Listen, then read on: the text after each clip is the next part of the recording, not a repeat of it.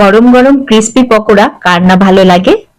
তো আজ আপনাদের কাছে খুবই সুস্বাদু আর ইউনিক পকোড়ার রেসিপি শেয়ার করতে যাচ্ছি, যা পেঁয়াজ রসুন ছাড়াই তৈরি হয়। আর এটা খেয়ে একটা ফাটাফাটি স্বাদ নিতে পারবেন। যারা নিরামিষ খান, পেঁয়াজ রসুন খান না, তারা একবার এই পকোড়া ট্রাই করে দেখুন, আপনার মজা লাগবে এটা খেতে। তো আজ আমি বানাবো ভুট্টার পকোড়া, মানে সুইট কর্ন দিয়ে পকোড়া। সাধারণত পেঁয়াজ, আলু, ক্যাপসিকাম এগুলোর পকোড়া বানিয়ে থাকবেন, কিন্তু একবার এই ভুট্টার পকোড়া বানিয়ে দেখুন। বানানোর পদ্ধতি একদম ডিফারেন্ট, খুব সুন্দর তৈরি হয়। এর জন্য আমি 3টি সুইট কর্ন নিলাম।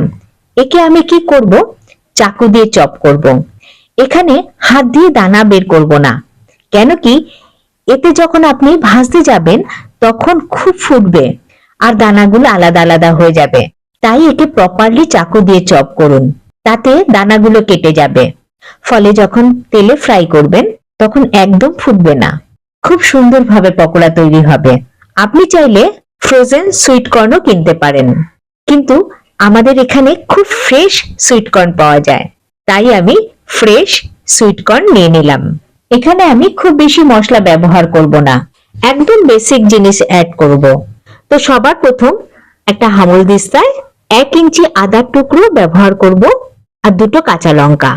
আপনি যেরকম ঝাল পছন্দ করবেন সেই হিসেবে আপনি ব্যবহার করতে পারেন। এটাকে একটু থেতো করে নেব। এরপর এখানে অ্যাড করব 1 মুঠ কাঁচা বাদাম। বাদাম দিলে খুব সুন্দর একটা ক্রাঞ্চ অ্যাড হবে আর খেতে খুব সুন্দর লাগে।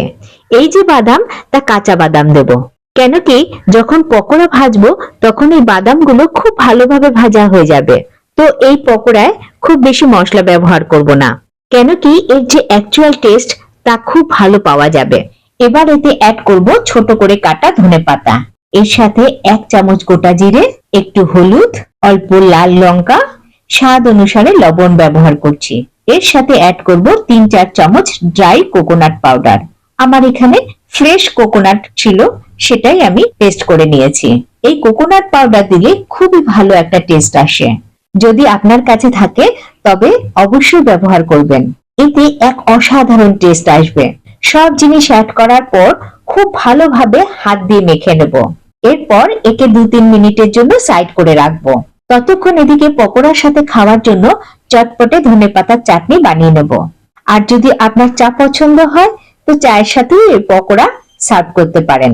এখানে আমি 1 মুঠ ধনেপাতা, সাথে অল্প একটু আদা, একটু পুদিনা পাতা, এই মোটামুটি 15-20টা মতন পাতা দিলেই হবে। সঙ্গে 2টো কাঁচা লঙ্কা অ্যাড করব, 1/2 চামচ জিরা, অল্প হিং আর একটা টমেটো অ্যাড করব। এতে বেশ একটু টক ব্যাপার আসবে।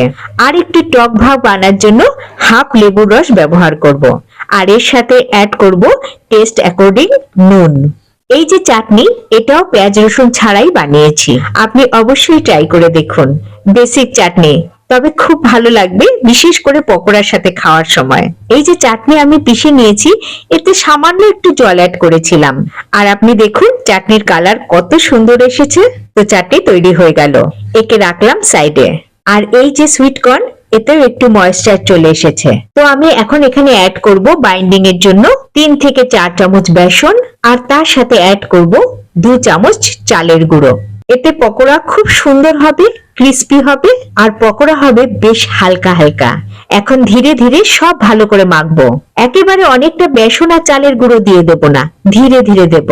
যদি মনে হয় একটু ময়েশ্চার দরকার তাহলে একটু জল অ্যাড করব, আর যদি মনে হয় একটু বাইন্ডিংটা আর একটু টাইট করতে হবে তাহলে সেখানে একটু বেসন অ্যাড করে নেব।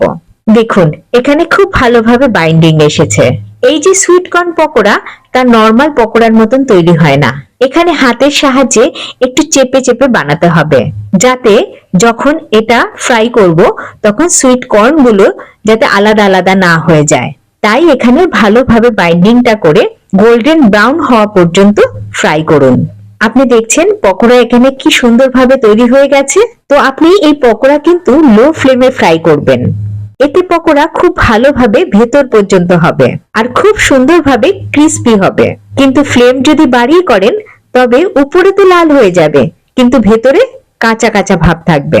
দেখুন পকোড়া প্রায় ভাজা হয়ে গেছে। এখানে আমি 3টি কাঁচা লঙ্কা দিয়ে দেবো, যাতে এর সাথেও হালকা করে ভাজা হয়ে যায়। এই যে সুইট কর্নের পকোড়া হালকা হালকা মিষ্টি মিষ্টি লাগে, আর তার সাথে এই লঙ্কার কম্বিনেশন বেশ চমৎকার লাগে।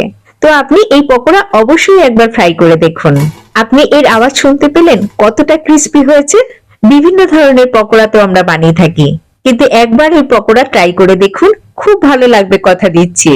আমার তো খুবই ভালো লাগে, আমি তো প্রায়ই বানিয়ে থাকি। এই সুপার ক্রিস্পি সুইট কর্নের রেসিপি আপনার কেমন লাগলো আমাকে কমেন্ট করে অবশ্যই বলুন। আর যদি আপনার আমার এই ভিডিও ভালো লেগে থাকে তো আমার এই ভিডিওকে লাইক করুন, শেয়ার করুন।